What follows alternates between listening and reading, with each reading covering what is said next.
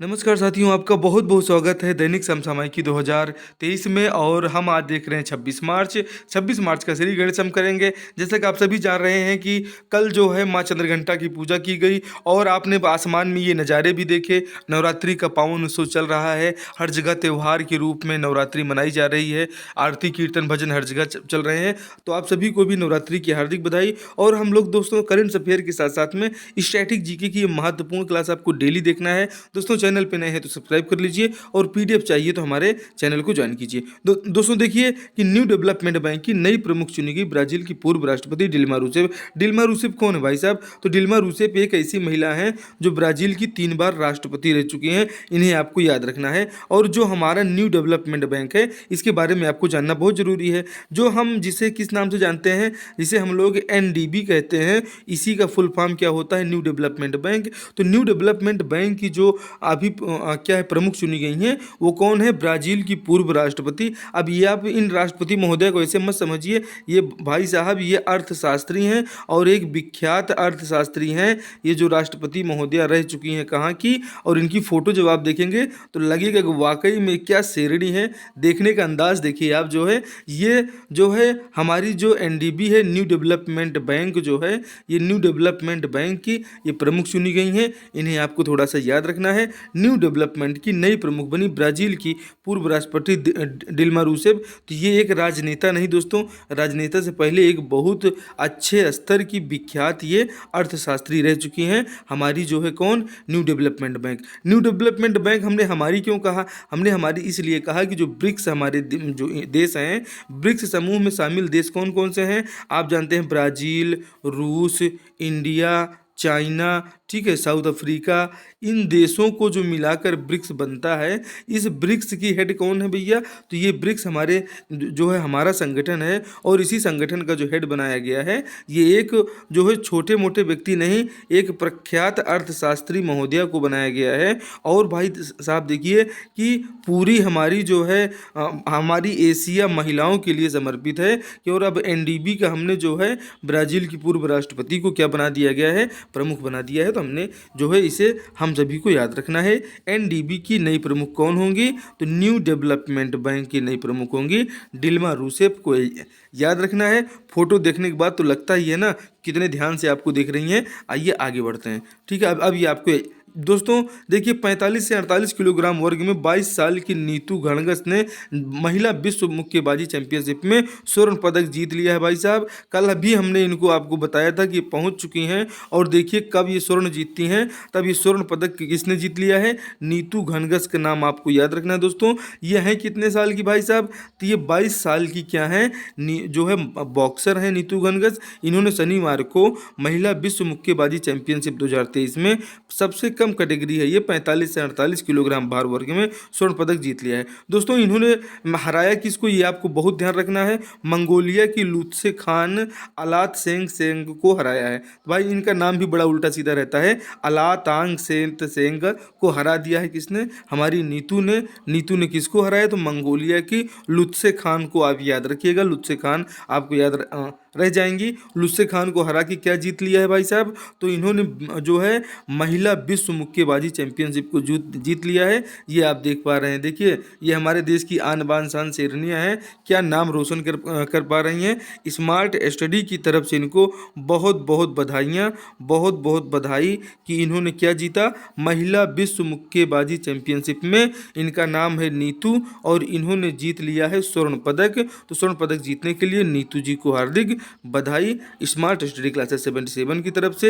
ये है नीतू घणघस, इसे आपको याद रखना है। इन्होंने महिला विश्व मुक्केबाजी चैंपियनशिप में जीता है स्वर्ण पदक, ठीक है भाई साहब। और इन्होंने हराया किसको है? तो ये मंगोलिया की एक महिला है जिनका नाम थोड़ा सा आपको याद करने में कठिनाई हो सकती है। लुत्से खान का नाम आपको याद रखना है। कल आपको हम बड़े बड़े अक्षरों में इनका नाम दिखाएंगे, आप टेंशन मत लीजिएगा। किसको हराया है? तो लुत्से खान को हराया है। किसने हराया है? नीतू घणघस ने नेहरा ये भारत की महिला मुक्केबाज हैं दोस्तों। आगे देखिए, लोकसभा सांसदों को मिलने वाले विशेषाधिकार। अब आप देखिए, ये बहुत इंपॉर्टेंट हो जाता है। ये हमारे राहुल गांधी जी चिंतित मुद्रा में है, चूंकि 1 लाख महीने का जो वेतन मिलता है भाई साहब, ये जो है बंद कर दिया जाता है। आवास के तौर पर जो फ्लैट मिलता है, ये सुविधा बंद कर दी जाती है। निर्वाचन क्षेत्र भत्ता भत्ता 75,000 मिलता है, ये बंद हो जाता है। कार्यालय का खर्चा 60,000 मिलता है, ये बंद हो जाता है। तो भाई यात्रा भत्ता सहित अन्य और कई भत्ते हैं।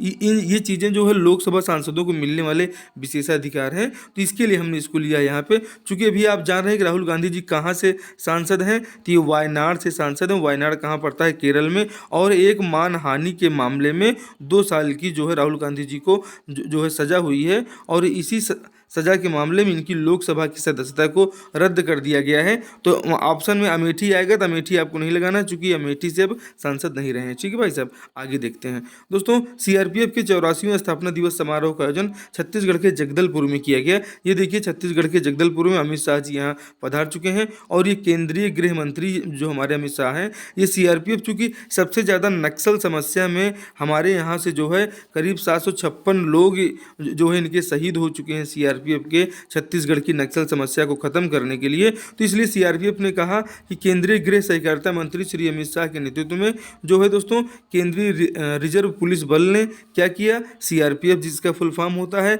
84वां स्थापना दिवस समारोह, मुख्य अतिथि के रूप में शामिल हुए। कौन शामिल हुए? तो अमित शाह जी शामिल हुए। कहाँ हुआ भाई साहब? तो ये जगदलपुर में हुआ। जगदलपुर कहाँ पड़ेगा? तो जगदलपुर पड़ेगा छत्तीसगढ़ में। इसे आपको थोड़ा सा याद रखना है, ये एग्जाम में आने वाला है। यहाँ पे इन्होंने एक सबसे अच्छा काम ये किया भाई साहब कि यहाँ के जो स्थानीय लोगों के लिए हल्बी भाषा में समाचार सेवा का भी शुभारंभ किया है। तो श्री अमित शाह ने प्रसार भारती, अब इसको ये दोस्तों दूरदर्शन से सीधा आपको दिखाया जाएगा और आकाशवाणी से इसका सीधा प्रसारण होगा।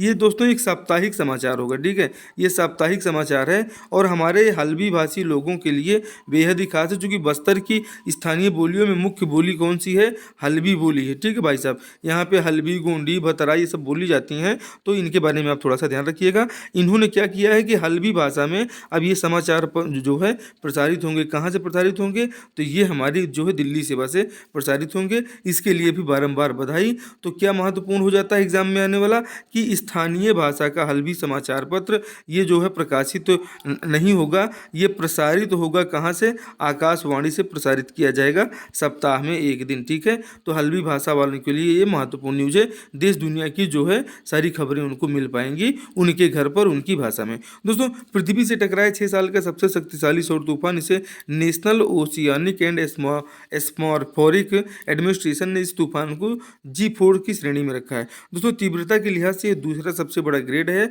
और इस तूफान की वजह से हमारी space flight company rocket lab को अपने रॉकेट प्रक्षेपण में 90 मिनट की देरी करनी पड़ी। तो ये हमारी पृथ्वी से टकराया है, ये सौर तूफान है, बहुत घबराने वाली बात नहीं है, थोड़ा सा याद रखना है दोस्तों। शनिवार रात को ये बहुत महत्वपूर्ण है, एग्जाम में आ सकता है कि अर्थ आवर डे कब मनाया गया। तो ये अर्थ आवर डे कल मनाया गया, कल तारीख थी 25 मार्च को मनाया गया अर्थ आवर डे। ठीक है, अर्थ आवर डे में क्या होता है कि ये जो आपको अंधेरा दिख रहा है, सारी लाइटों को क्या किया गया है? बंद कर दिया गया है। ठीक है, तो लाइटों को बंद कर दिया गया 1 घंटे के लिए, 8:30 बजे से 9:30 बजे तक शनिवार रात को मनाया गया वर्ल्ड अर्थ आवर डे। इसे आपको याद रखना है। ठीक है भाई साहब, इसको किस लिए मनाया जाता है भाई साहब? तो इसको इसलिए मनाया जाता है कि वर्ल्ड वाइल्ड लाइफ फंड और उसके सहयोगियों ने दुनिया भर के लोगों में अपनी लाइट्स बंद रखने और पृथ्वी को 1 घंटा देने और इन 60 मिनट में ग्रहों के लिए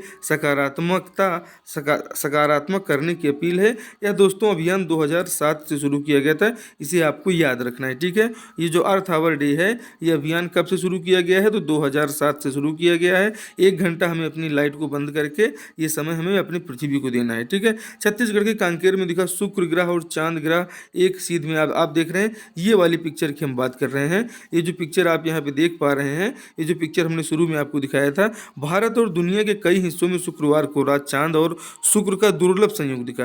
दोस्तों, astronomical society of India outreach and education ने पहले कहा था शुक्र और चांद एक दूसरे के बहुत करीब नजर आएंगे। और IAS अधिकारी हमारी यहाँ की प्रियंका शुक्ला जी हैं, छत्तीसगढ़ के कांकेर से खींची गई एक सीध में दिख रहे चांद की फोटो फोटो, और इसी को माँ चंद्रघंटा के रूप में हमारे देश में पूजा की जाती है, जिसे आप देख रहे हैं। ये हमारे हिंदू सनातन संस्कृति में बच्चा बच्चा जानता है, तो एग्जाम में तो ये आएगा भाई साहब। तो आप जो है आप इसको याद रखिएगा, ठीक है।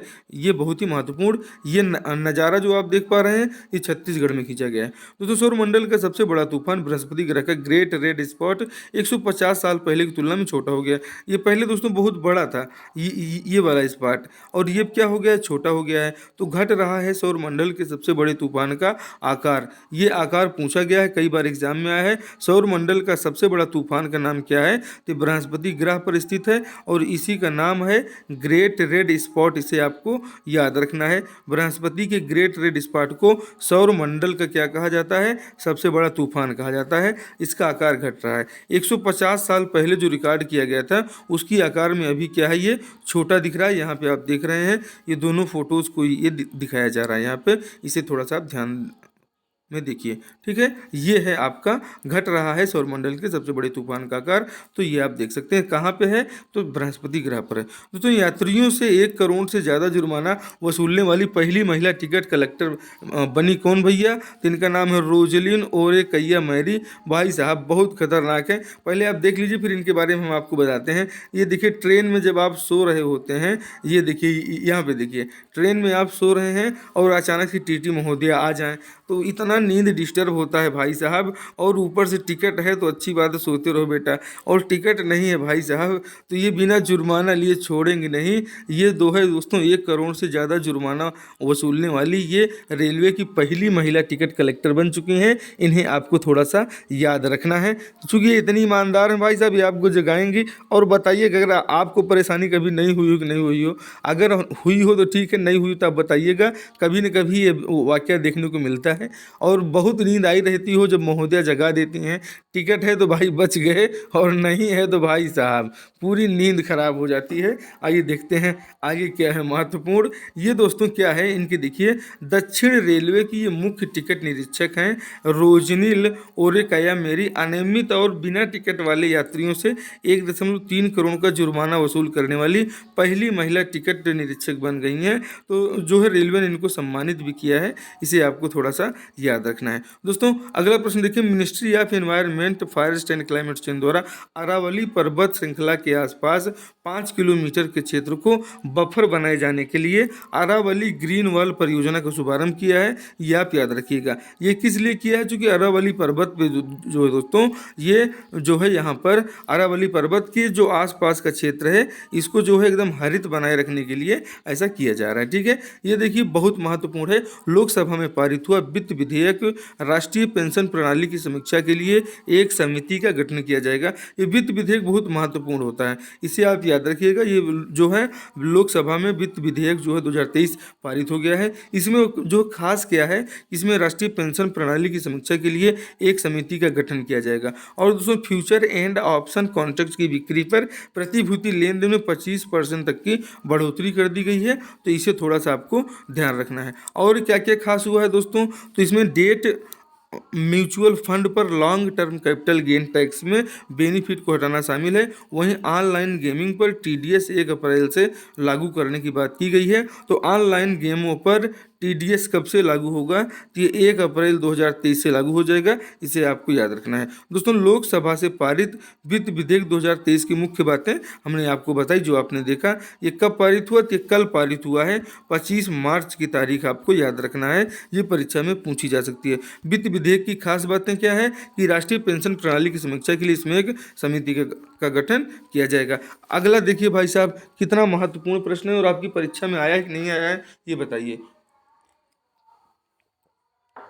दोस्तों, ये जो हमारा बख्तरबंद रेजिमेंट होता है, ये बहुत महत्वपूर्ण होता है। ये देखिए कि अभी जो है एक परीक्षा में पूछे गए हैं कि थल सेना के जो है प्रमुख कौन है भैया, तो इस समय थल सेना के प्रमुख हैं जनरल मनोज पांडे जी को आपको याद रखना है। जनरल मनोज पांडे कौन है, ये थल सेना के प्रमुख हैं। ये थल सेना के प्रमुख ने अभी क्या हुआ है, बख्तरबंद रेजिमेंट। भाई ये बख्तरबंद रेजिमेंट का नाम है। बख्तरबंद की जो रेजिमेंट क्रमांक 49वीं है, 51वीं रेजिमेंट और 53वां रेजिमेंट और 54वां रेजिमेंट, ठीक है। इन रेजिमेंट को राष्ट्रपति निशान से से सम्मानित किया है? जनरल मनोज पांडे जी ने, इसे आपको याद रखना है। ये दोस्तों हमारी आज़ादी के बाद अभी तक जितने भी युद्ध हुए हैं उन युद्धों में बख्तरबंद रेजिमेंट ने बहुत साहसिक कार्य किया है, इसीलिए इनको राष्ट्रपति निशान से सम्मानित किया गया, इसे आपको याद रखना है। ठीक है दोस्तों, मिनिस्ट्री ऑफ एनवायरनमेंट, ये आपने इसको देखा दोस्तों। सीआरपीएफ के 84वें स्थापना दिवस में का आयोजन कहाँ पर किया गया है? तो छत्तीसगढ़ के जगदलपुर में किया गया है दोस्तों। इसमें शामिल कौन हुए हैं? तो हमारे जो सहकारिता मंत्री और जो है केंद्रीय गृह एवं सहकारिता मंत्री, ये हैं अमित शाह जी, इन्हें आपको याद रखना है। ये जो सीआरपीएफ का परेड कहाँ आयोजित हुआ? तो 201 और 204 बटालियन का जो परेड ग्राउंड है करणपुर जगदलपुर में, वहाँ पर इसका आयोजन हुआ, इसको आपको याद रखना है। इसमें सबसे महत्वपूर्ण बात ये है भाई साहब कि हमारी आदिवासियों की अपनी भाषा में पहला समाचार बुलेटिन बस्तर संभाग की स्थानीय भाषा हल्बी की समाचार सेवा शुभारंभ किया गया है। तो ये पहला समाचार बुलेटिन अगर आपसे पूछा जाएगा एग्जाम में तो एकदम स्टार लगा के रखिएगा, आपकी परीक्षा में आने वाला है। और ये पूछा जाएगा, ये दोस्तों हल्बी में देश दुनिया की में घटित हो रही जानकारियों से हमारे रूबरू होंगे आदिवासी जो नक्सल समस्या से पीड़ित है, चूँकि उनको देश दुनिया के बारे में कोई जानकारी मिल नहीं पाती। और अभी भी हम जो है नारायणपुर जैसे क्षेत्र में अबूझमाड़ एरिया में, जिसका नाम ही अबूझ माड़ हो, आप इसका अंदाज़ा लगा सकते हैं कि वहाँ भी बिजली पानी तक की पहुँच नहीं है। तो ऐसे लोगों को जो है नक्सलाइट बनाना ज़्यादा आसान रहता है कि उनके पास शिक्षा तक नहीं है। तो ऐसे लोग नक्सली ज़्यादा हैं और उनके अंदर क्रूरता भी ज़्यादा हो जाती है, क्योंकि उनको जो शिक्षा दे दी जाती है उसी शिक्षा में नक्सली ढल जाते हैं। तो इसलिए इनको हल्बी भाषा में क्या होगा, इनको समाचार सुनाया जाएगा कि देश में मोदी जी क्या कर रहे हैं और अभी हमारी महिला टीम का फाइनल किसके साथ होगा। तो अब ये जो है बस्तर के लोग हल्बी भाषा में इसको सुन पाएंगे। आगे देखते हैं दोस्तों, Bitasta the festival of Kashmir बहुत ही महत्वपूर्ण है, कई बार एग्जाम में आया है, स्टार लगा के रखिए भाई साहब। Vitasta the festival of Kashmir के दूसरे संस्करण का आयोजन कहाँ किया गया? तो भैया पुणे में किया जा रहा है। ये क्या है, जो हमारी जम्मू कश्मीर है भाई साहब, जम्मू कश्मीर की संस्कृति को जो है दुनिया भर में प्रचारित और प्रसारित करने के लिए बितस्ता एक नदी है, ठीक है, और इस नदी का नाम जो है कई पुराणों में जो है ये मिला हुआ है, इसके बारे में हम पूरा आपको बताएंगे। ठीक है, देखिए क्या है बितस्ता दोस्तों। Bitasta the festival of Kashmir, Kashmir की महान सांस्कृतिक विरासत, विविधता और विशिष्टता को परिचित कराना है दुनिया भर के लोगों से, इसको हर जगह इसीलिए प्रचारित किया जा रहा है दोस्तों। कश्मीर का भांड पाथेर, ये वहाँ के एक लोक नाट्य है, ये भी बहुत एग्जाम में आया है। और अभय रुस्तम सोपोरी, ये संतूर वादक और संगीतकार, इन्हें आपको याद रखना है दोस्तों। बितस्ता का नाम नीलमत पुराण में मिलता है, बितस्दा महामाया में मिलता है, हर चरिता चिंतामणि में मिलता है, राज तरंगी जैसे प्राचीन ग्रंथों में ये एक पूजनीय नदी मानी गई है। और ये माना जाता है कि कोई कृत्य अपकृत्यों का नाश करने वाली नदी बितस्ता नदी मानी गई है। इसी का प्रचार प्रसार पुणे में किया जा रहा है दोस्तों। आदिवासियों की अपनी भाषा में पहला समाचार बुलेटिन का शुभारंभ कहाँ से किया गया भैया? तो ये छत्तीसगढ़ के जगदलपुर से किया गया और इसका प्रसारण सीधे आकाशवाणी से होगा, इसे आपको याद रखना है। जगदलपुर से इसका क्या है, शुभारंभ किया गया सीआरपीएफ के 84वें स्थापना दिवस के मौके पर, इसे भी थोड़ा सा आपको याद रखना है सीआरपीएफ को। ठीक, आगे बढ़ते हैं। ठीक है, अगला क्वेश्चन देखिए, छत्तीसगढ़ में वामपंथी उग्रवाद को समाप्त करने के लिए सीआरपीएफ के अभियान में कितने जवानों ने अपना सर्वोच्च बलिदान दिया है? तो अभी तक 763 जवानों ने सर्वोच्च बलिदान अपना दिया है छत्तीसगढ़ के जो है नक्सल समस्या के उन्मूलन में। ये जो है बताया गया कहाँ पर? तो ये 84वें स्थापना दिवस के मौके पर जगदलपुर में बताया गया दोस्तों। आदिवासियों की अपनी भाषा में पहला समाचार बुलेटिन का शुभारंभ कहाँ से हुआ? ये जगदलपुर से हुआ, आपको इसे याद रखना है दोस्तों। One city one operator and hybrid amenity mode, ये क्या होते हैं, इसको आप कमेंट बॉक्स में हमें छापकर बताएंगे। ठीक है भाई साहब, आगे देखिए दोस्तों, नमामि गंगे कार्यक्रम क्या है? इसके दोस्तों नमामि गंगे कार्यक्रम दोस्तों ये बहुत महत्वपूर्ण है और इसमें 5 इसके महत्वपूर्ण स्तंभ है। निर्मल गंगा, मतलब गंगा नदी को अप्रदूषित जो है प्रदूषित मत करिए। अविरल गंगा, एकदम प्रेम से इसको बहने दीजिए। अप्रतिबंधित प्रवाह। जन गंगा, लोगों की भागीदारी हो तब गंगा जी एकदम स्वच्छ रहेंगी। ज्ञान गंगा, ज्ञान और अनुसंधान आधारित यहाँ पे हस्तक्षेप किए जा रहे हैं। अर्थ गंगा, अर्थव्यवस्था से संबल के माध्यम से जन नदी तक संपर्क को बनाना, ये दोस्तों नमामि गंगे का कार्यक्रम है। राष्ट्रीय स्वच्छ गंगा मिशन के महानिदेशक कौन है? श्री जी अशोक कुमार हैं राष्ट्रीय स्वच्छ गंगा मिशन के महानिदेशक, इसे आपको याद रखना है दोस्तों। भारतीय संदर्भ में गंगा, दोस्तों ये आपको मान लीजिए एक आपको एग्जाम में आ जाए कि गंगा के ऊपर ऐसे लिखिए, तो गंगा का एक विशेष स्थान है दोस्तों, क्योंकि गंगा एक पवित्र और प्राचीन नदी है और 43% की आबादी की ज़रूरतों को पूरा करती है। हमारे देश की 140 करोड़ की आबादी है, 140 करोड़ की आबादी में आप समझिए कि 43% आबादी का पालन पोषण माँ गंगा करती हैं, तो इसीलिए इसको गंगा मैया कहा जाता है, मानो तो गंगा माँ हूँ, ठीक है। तो ये जो 43% आबादी की ज़रूरतों को पूरा करती हैं और भौगोलिक क्षेत्र के 23% हिस्से में ये बहती हुई जाती हैं, ठीक है, इसे आपको याद रखना है। इनकी स्वच्छता हेतु 2014 में नमामि गंगे मिशन प्रधानमंत्री मोदी जी की अगुवाई में प्रारंभ किया गया, जिसमें माँ गंगा की निर्मलता और अविरलता बनी रहे, इसी को इसमें लक्ष्य बनाया गया है दोस्तों। इससे माँ गंगा की प्राचीन महिमा स्थापित होगी और साथ ही स्थानीय आबादी को इससे जुड़ी पारंपरिक जानकारियों को जोड़ने में इसको सफलता मिलेगी दोस्तों। भारतीय संदर्भ में गंगा का एक विशेष स्थान इसलिए भी है कि इसे आपने अभी देखा कि ये कितना महत्वपूर्ण है दोस्तों। भारत ने जल क्षेत्र में $240 बिलियन से अधिक निवेश करने की प्रतिबद्धता की है। भारत दुनिया के सबसे बड़े बांध पुनर्वास कार्यक्रम को भी क्रियान्वित कर रहा है, इसे आपको याद रखना है। ये एग्जाम में एक लाइन में जो है कथन निष्कर्ष में पूछ लिया जाता है, ठीक है। आगे देखिए, डेन्यूब नदी कहाँ है, कमेंट करेंगे, और थेम्स नदी के बारे में भी जो है आप इसको पढ़ेंगे, क्योंकि जब दो के बारे में चर्चा हो रही है तो इसके बारे में पूछा जा सकता है दोस्तों। 14 सितंबर 2022 को वैश्विक बहाली दिवस पर जैव विविधता सम्मेलन के पक्षकारों के 15वें सम्मेलन, जिसे आप COP15 के नाम से जानते हैं, COP15 बार बार पढ़ रहे हैं, उसी के बारे में हम आपसे चर्चा कर रहे हैं। इसे 15वें सम्मेलन में नमामि गंगे मिशन को दोस्तों 10 शीर्ष इकोसिस्टम बहाली फ्लैगशिप में से एक कार्यक्रम के रूप में इसको मान्यता दी गई। इसका आयोजन कहाँ किया गया है, तो इसका कार्यक्रम मॉन्ट्रियल कनाडा में किया गया है। मॉन्ट्रियल कनाडा की राजधानी कौन है, तो ओटावा भी आपको थोड़ा सा याद रखना है दोस्तों। संयुक्त राष्ट्र जल सम्मेलन 2023 का आयोजन कहाँ हुआ, तो संयुक्त राष्ट्र का मुख्यालय कहाँ है, तो यूनाइटेड नेशंस का मुख्यालय न्यूयॉर्क में है। न्यूयॉर्क कहाँ पे है, तो न्यूयॉर्क आपके अमेरिका में पड़ जाता है, इसे आपको याद रखना है, ठीक है दोस्तों। केंद्रीय जल शक्ति मंत्री भी कौन है वर्तमान में, बहुत महत्वपूर्ण एग्जाम में आ सकते हैं, ये श्री गजेंद्र सिंह शेखावत है। केंद्रीय गृह मंत्री अमित शाह हैं, वित्त मंत्री निर्मला सीतारमण है, रक्षा मंत्री राजनाथ सिंह है, और जलवायु वन मंत्री पर्यावरण मंत्री भूपेंद्र यादव हैं। प्रधानमंत्री की तो आप जानते हैं, प्रधानमंत्री कौन है, जो है हमारे प्रधानमंत्री जी हैं, पंडित जवाहरलाल नेहरू तो पहले प्रधानमंत्री थे, नरेंद्र मोदी जी हैं, और राष्ट्रपति कौन है, द्रौपदी मुर्मू जी को आपको याद रखना है। आप जो है जिस राज्य के हैं अपने अपने राज्य का जो है राज्यपाल याद रखिए। हम बताते हैं छत्तीसगढ़ में राज्यपाल कौन है, तो विश्वभूषण हरिचंदन को आपको याद रखना है। ये छत्तीसगढ़ के अभी वर्तमान में राज्यपाल हैं, क्या नाम है, तो विश्वभूषण हरिचंदन को आपको याद रखना है। उत्तर प्रदेश के राज्यपाल की हम आपसे बात कर लें, उत्तर प्रदेश की राज्यपाल हैं आनंदीबेन पटेल, ठीक है, और मंगू भाई पटेल को मध्य प्रदेश के लिए आपको याद रखना है। राष्ट्रपति निशान से सम्मानित बख्तरबंद रेजिमेंट दोस्तों, ये भारतीय सेना का प्रमुख लड़ाकू बलों में से एक है।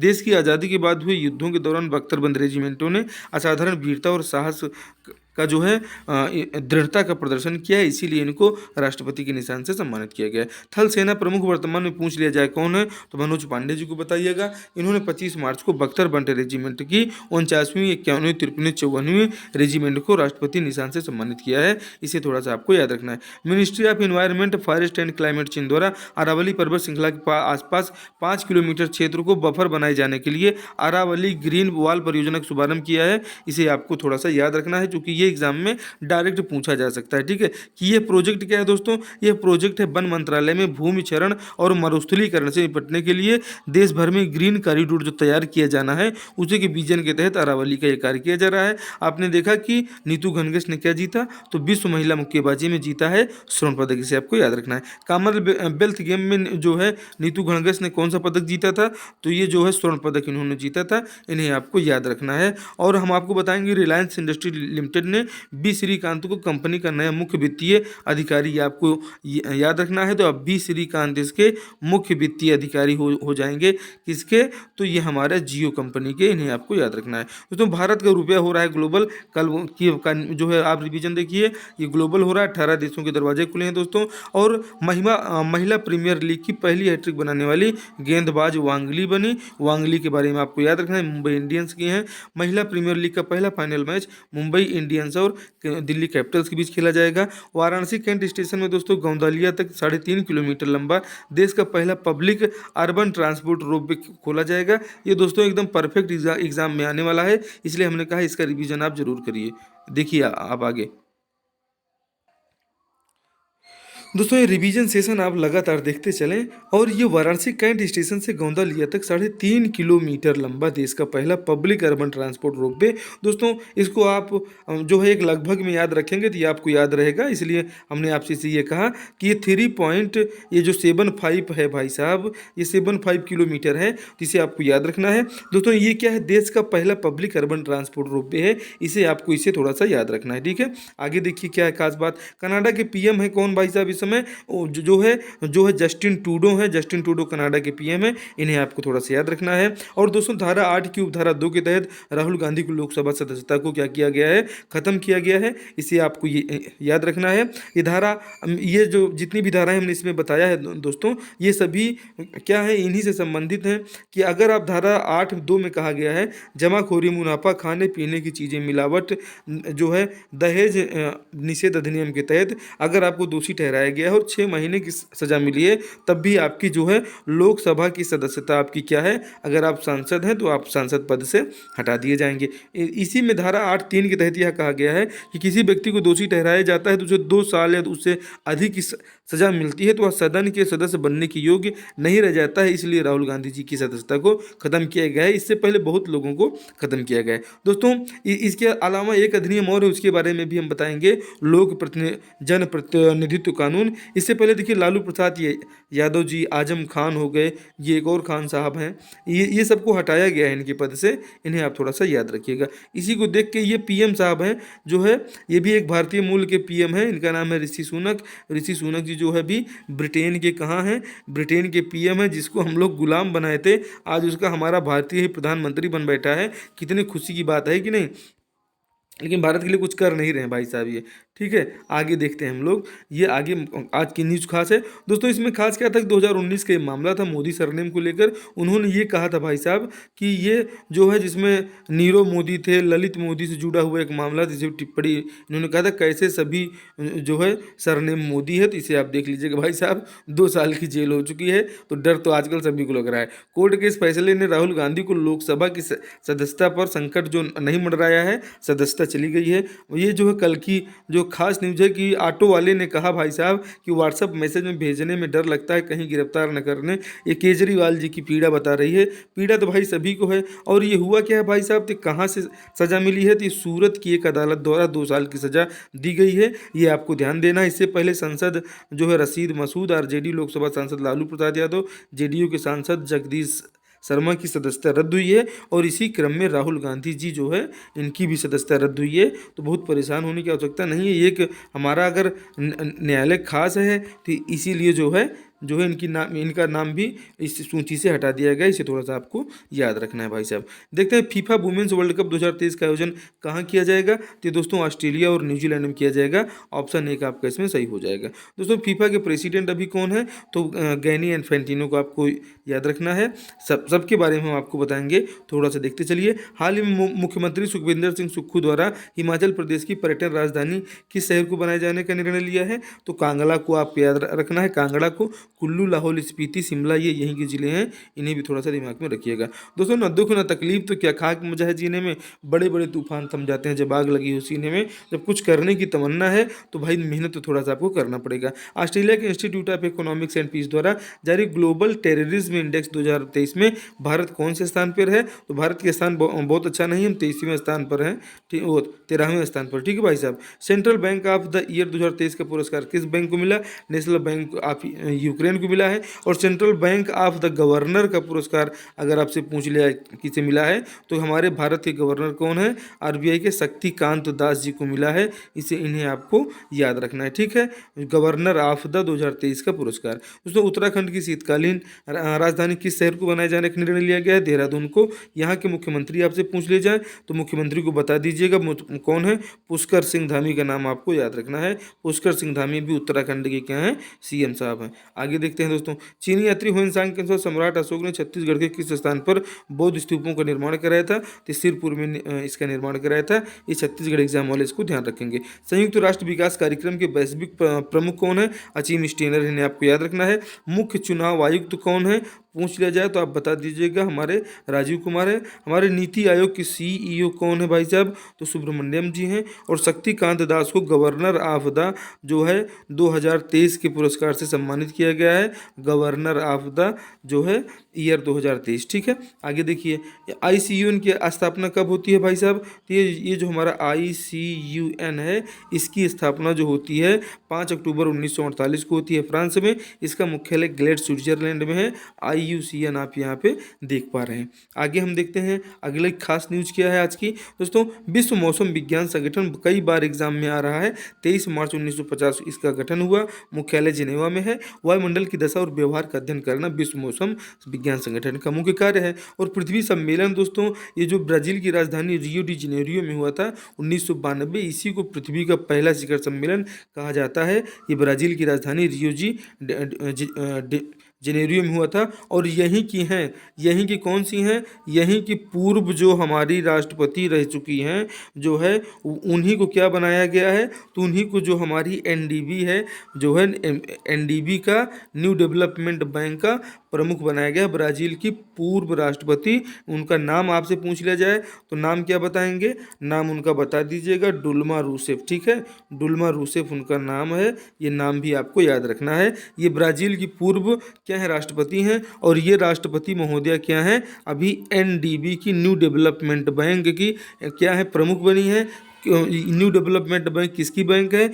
जो ब्रिक्स देश हैं, ब्राज़ील, रूस, India, China, South Africa, BRICS देशों की बैंक का नाम है जो है, उसी की प्रमुख हैं कौन? बिल्मा रूसेफ, ब्राज़ील की पूर्व राष्ट्रपति। दोस्तों, केंद्रीय वाणिज्य एवं उद्योग मंत्रालय द्वारा जारी ईज ऑफ डूइंग बिजनेस में आकांक्षी राज्यों की श्रेणी में छत्तीसगढ़ का स्थान भाई साहब ये सेकंड रैंक पे है। और पहली रैंक पूछा जाए तो असम को आप जो है बताना नहीं भूलेंगे। दोस्तों, महिला बाल विकास विभाग छत्तीसगढ़ द्वारा आंगनबाड़ी केंद्रों में आयोजित किए जाने वाले वजन त्यौहार 2022 में सर्वाधिक कुपोषण दर की में कितने प्रतिशत की कमी दर्ज की है? तो 2.1% की कमी दर्ज की है। छत्तीसगढ़ में पहले 19.86% की कुपोषण दर थी, लेकिन जो है यहाँ के मुख्यमंत्री भूपेश बघेल के जो के अगुवाई में जो है 17.6% जो है यहाँ पे वृद्धि दर जो है कर दी गई है। तो 2.1% की कमी इसमें आप देख पा रहे होंगे। दोस्तों, हाल ही में मुख्य चुनाव आयुक्त द्वारा जारी mobile app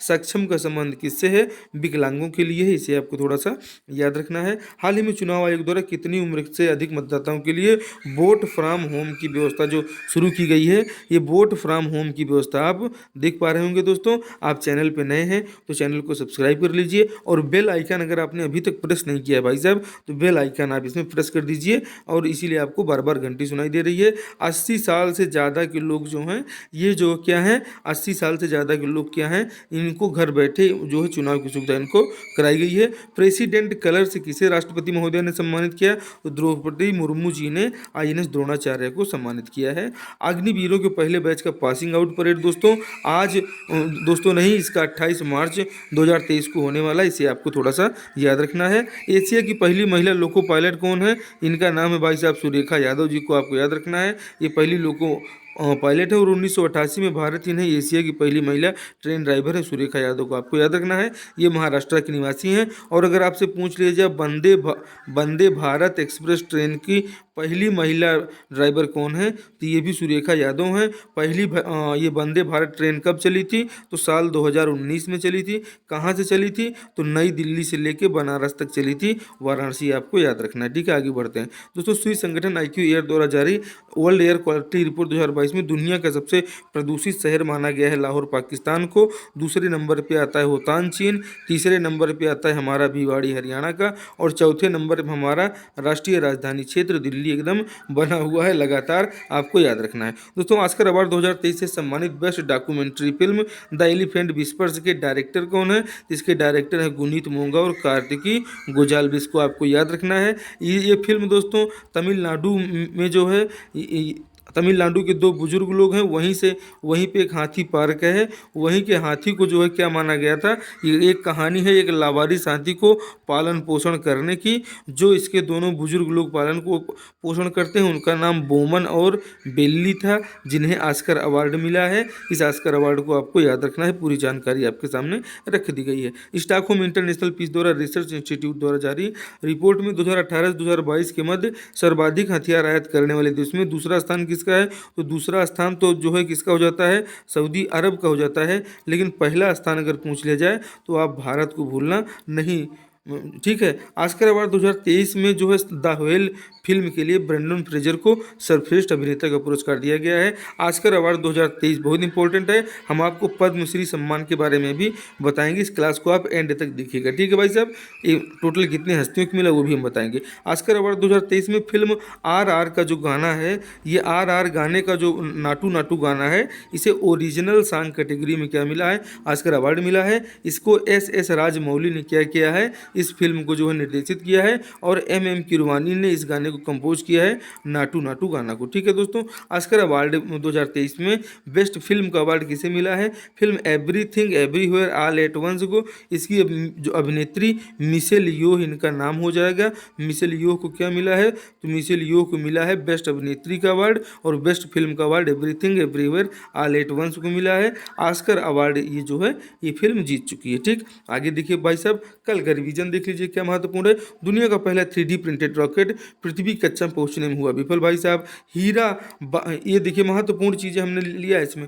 Hirabai Ibrahim lobby, ये सिद्दी जनजाति को आदिवासी उत्थान के लिए इनको पद्मश्री सम्मान से सम्मानित किया गया है। ये हमारी राष्ट्रपति महोदया हैं द्रौपदी मुर्मू जी, और ये हमारे प्रधानमंत्री श्री नरेंद्र मोदी जी हैं, इन्हें आपको याद रखना है। और इन्होंने सम्मानित किया है सिद्धी जनजाति के उत्थान के लिए काम करने वाली हीराबाई इब्राहिम लोबी को, इन्हें थोड़ा सा याद रखना है। दोस्तों, राजस्थान विधानसभा में अधिवक्ता संरक्षण विधेयक पारित किया, ये आपको याद रखना है। अब वकीलों को जो है कोई डरा धमका नहीं सकता। भारतीय नौसेना और रॉयल नेवी के बीच द्विपक्षीय समुद्री अभ्यास कोंकण 2023 का आयोजन जो किया गया भाई साहब, ये 20 से 22 मार्च तक आयोजित किया गया, इसे आपको थोड़ा सा याद रखना है। दोस्तों, भारतीय वायुसेना के लिए मध्यम शक्ति राडार ये अरुण धरा बहुत महत्वपूर्ण है। ये हमारा स्वदेशी रूप से विकसित और निर्मित हमारी क्या है, ये जो है शक्ति राडार हमारी है, इसे आपको याद रखना है। तो गंगा नदी को मंदाकिनी के नाम से जाना जाता है, क्योंकि गंगा जो है नमामि गंगे के बारे में आपने अभी पढ़ा, तो नमामि गंगे महत्वपूर्ण है। तो नमामि गंगे योजना के साथ में